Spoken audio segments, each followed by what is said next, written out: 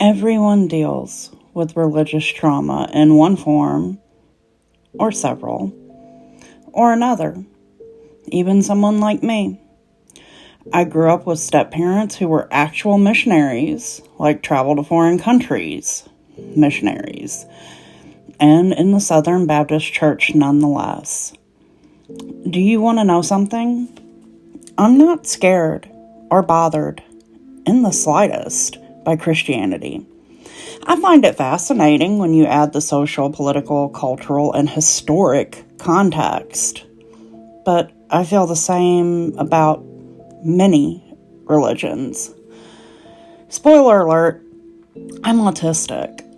So anything that sounded goofy to me, it was goofy. And if you bought into it, then you were goofy. And if I viewed you as goofy, your opinion really didn't perturb me. I paid you no mind. And that is my religious trauma.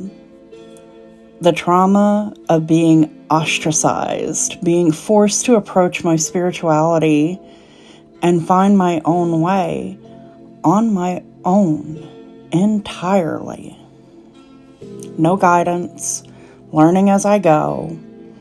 That is all I know. Enough so that I do not know how to interact with others in a spiritual community.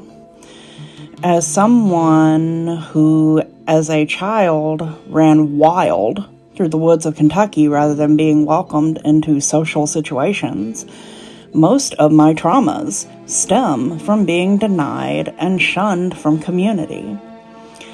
I do not know how to function in social scenarios.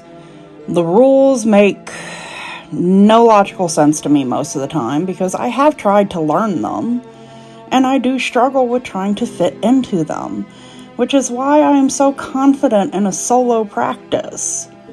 I know to give myself grace to learn and grow, to even make mistakes and evolve from them. I even know how to learn from others at a distance, from the sidelines. I love reading and listening to the perspectives of others to learn and to grow. And I have no issue allowing myself to be uncomfortable so that I can do so. And still, I am floundering socially. It is not for lack of care. I do actually care about people in general. I do actually believe that everyone deserves soup, as coined by another individual on this app. I do know from my path thus far that closing yourself off to others, yes, even those who you vehemently disagree with, does favors to no one, especially you. People have to see you in all your imperfection. You have to be okay with people perceiving you for good or for ill, and you have to stand solidly even in that discomfort.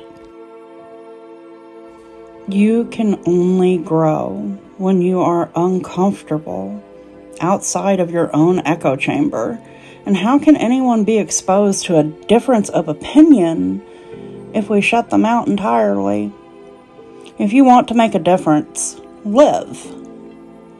But make sure others can see you do it. The good, the bad, and the ugly. Also, as an aside, I am starting to become concerned that this talk of pipelines is getting a bit unhealthy because I'm noticing that we are tending to infantilize people and completely neglect the fact that people have free will. People who choose to be racist or homophobic or anything of the sort, that's a choice. It doesn't matter what pipeline you go down or not. That is an active choice that people make. Let's not forget that. And let's stop infantilizing people and acting like they don't have free will. And if people can only learn and grow while they are uncomfortable and exposed to opinions that differ from their own. How are they supposed to do that if we shut them out, like, entirely? They can't. They can't. They can't. If you want to make a difference, you're going to have to give these people that you don't like the space in the room to observe and to learn and to grow. Ugh, I know, right?